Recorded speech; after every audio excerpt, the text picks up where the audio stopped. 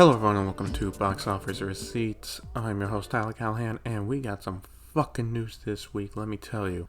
Skipping the music intro today for Into the Pipeline, we're jumping right into it.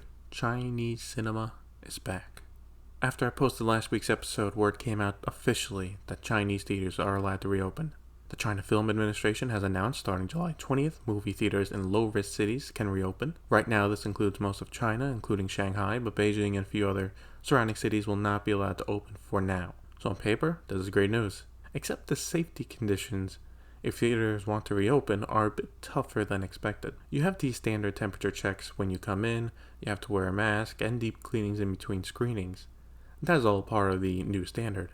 But now they cannot sell concessions at all, as well as movies must be 2 hours or shorter. For the movies that will be showing in the opening weeks, the first batch will be older Chinese movies, including Wolf Warrior 2, The Mermaid, and Niza. But then after that will be Hollywood movies from the end of 2019 to early 2020 that got approval but could not be shown due to the pandemic. The movies include 1917, Dolittle, Jojo Rabbit. Others, while approved to be shown, are waiting for a release date. Along with all of this, the Shanghai Film Festival will continue as planned, and a kickoff at the end of July with a limited capacity. There will be no international guests, and the main competition will be cut. Instead, a selection of movies will be shown, and I think at this point the festival is running mostly for people to come together and work on deals.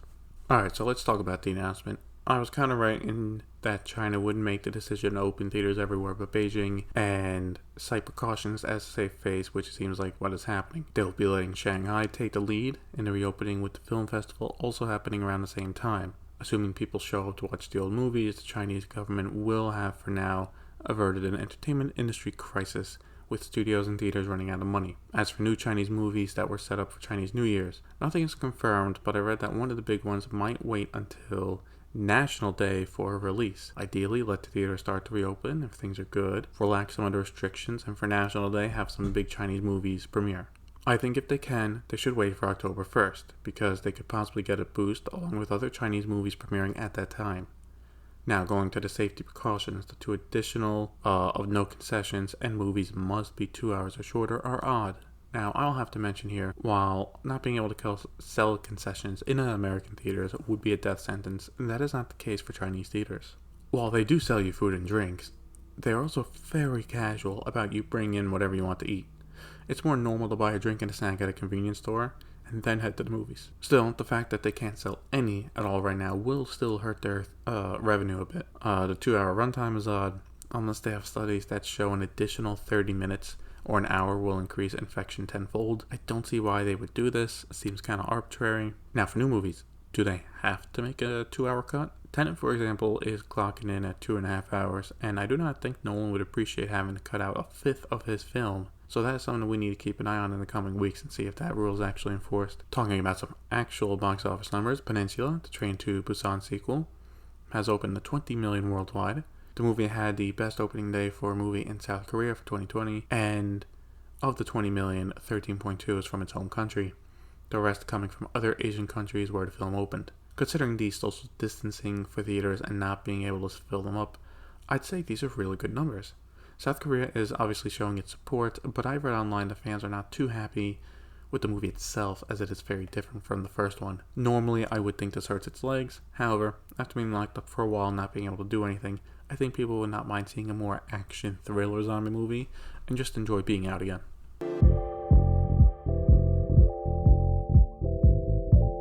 Now let's head to VOD Premium, where the focus this week will be on Netflix thanks to their quarterly numbers, new projects, and acquisitions. First, let's look at their info from the quarterly numbers. In the second quarter, Netflix got 10 million new subscribers, more than the 8.26 expected. However, they expect that to slow down a lot in the upcoming third quarter, aiming for 2.5 million. Besides the quieter outlook, Netflix said right now they have around 192 million subscribers worldwide. Finance-wise, they have 16 billion in debt with around 7 billion in cash and 750 million in a credit line. What this means is that they can run the company for the next year without having to rack up more debt. There is also a CEO change in that there are now two CEOs. Ted Sarandos, who was Netflix Chief Content Officer, has now been promoted to co-CEO alongside founder Reed Hastings. Financials for Netflix overall still look solid for the company as they right now reap the rewards of the pandemic. But they, like everyone else in Hollywood, need to get back to filming soon. They also said during a conference call that while everything they have planned to release in 2020 is still set to come out on time, it is the content in 2021 that could start to be delayed if production does not resume soon. So that is something to keep an eye on. An acquisition Netflix made this week is from Paramount with SpongeBob Sponge on the Run. Variety is exclusively reporting that Netflix has bought the international rights for the movie, except for China. It also seems that they will get a theatrical release in Canada before heading to Netflix for streaming. So for SpongeBob, America will get it on Premium VOD, early 2021, then head to CBS All Access. Canada gets it in theaters, then heads to Netflix. And everywhere else just gets it straight to Netflix. Variety is also reporting that between the deal to sell streaming rights to All Access domestically and Netflix internationally, they have been made whole, quote unquote, on production costs. The movie apparently cost $60 million, with MRC co-financing the film, so it looks like at a minimum no one is taking a loss on this. The article was not clear, however, if they made any profit at all or just broke even, because if they did break even, then they are looking at VOD and Blu-ray sales to rake in any profit. The last Netflix story we have to talk about is The Gray Man, and this is a big one. The movie is an action thriller spy movie with Ryan Gosling and Chris Evans as the leads. Not only that, the Russo brothers will be directing the movie, with their studio AGBO producing it.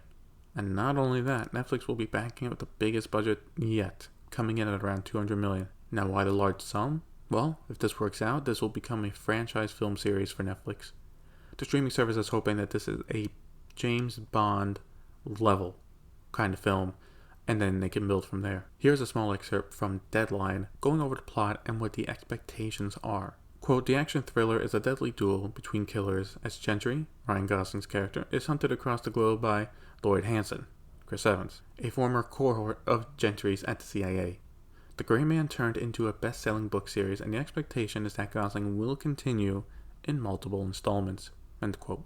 So this would be interesting to see how this works. As for a release window, there is none yet, except I would say early 2022 at the earliest. They did mention for filming they are hoping to start this fall, but that could be pushed back till next spring depending on the pandemic. If they're able to start filming this year, then I can see a fall 2021 release, but that's big if. I think as a franchise this could work, and they got some big stars for the first one. What I'm surprised with is Gosling agreeing to be the star of the franchise for what could be 2, 3, 4 films. He usually does one-offs, but hey, maybe he wanted to change. Going to Hulu, IndieWire is reporting that Palm Springs had the best premiere for a Hulu movie yet. The company confirmed to the outlet that Palm Springs broke their opening weekend record by having more hours watched over than any other movie that has premiered on Hulu. This is nice for Hulu, as between them and Neon they spent $17.5 million for the rights. But what annoys me about this is that there is no specifics. At least Netflix has been giving more solid numbers, even if a viewer counts have only, if you only watch 15 minutes of the movie, or like 10 minutes of the movie, that counts as a viewer for Netflix. At least it gives you numbers. But since you can't buy these streaming movies, it would be great if Hulu just said how many accounts watched the movie. I also think for streaming services, if they want to make a metric that shows hardcore interest in a movie, show how many subscriptions did a movie make. So for example, during the opening weekend for Palm Springs, if 50,000 people signed up to Hulu, and the first thing they watched is Palm Springs, that is more direct monetary value, as it shows people wanted to watch it, so they signed up to a new service. Now yes, this metric is not the greatest, as they can cancel after. What if they use their 1 week free trial? But as streaming and VOD premieres become more popular, we need better metrics, not just for us film lovers, but actors, directors, and agents need this as well. Finally, I wanted to bring this discussion of PVOD to Viacom CBS, who seems to be following Universal's interest in the new type of VOD. Dan Cohen, who is the president of global distribution for the company, talked about this at a conference hosted by the Digital Entertainment Group. He says how the company is looking at this model more and more, and will continue it with other movies besides SpongeBob. But what he talked about that perked my ears was that he recognizes this will only become a more viable option once there are standard metrics to rate a film if it is successful or not. Here's a quote from a Deadline article going over it. Quote, one key variable, he said, will be developing a more widely shared set of performance metrics around PVOD titles that can serve as a benchmark, as box office numbers have for decades. Subscription, streaming outlets, and premium cable networks are looking at PVOD, as a potential replacement for theatrical in their hunt for titles to license, but they need a way to set values for different films. End quote. He also mentioned a bit about why they made the deal to have some of their content on Peacock when they are trying to revamp their service early next year, and it was simple. The service is not ready and he had content he can monetize now, so he made a deal. Simple enough. As for the PVOD talk, I am glad some executives are now talking about it openly. If studios want this to work, new standards need to be made. Not just so we can look at the numbers, but again, actors, directors, and agents make contracts based on how well a movie could do at the box office. You saw that issue earlier this year with Trolls World Tour. To avoid those in the future, there needs to be stipulations. If it goes to PVOD, how would an actor or director get a bonus, get compensated? I do hope the studios can come together to set a basis on what standard PVOD will be set at, so going forward in the future we can understand the market for these movies better. And that'll be it for this week's episode of Box Office Receipts. I'll leave a link to the Deadline article going over PVOD in the show notes. It's a great read. Besides that, the question I have for all of you is, should PVOD still be $20 or higher? Let me know on Facebook. Thanks for listening. See you next week.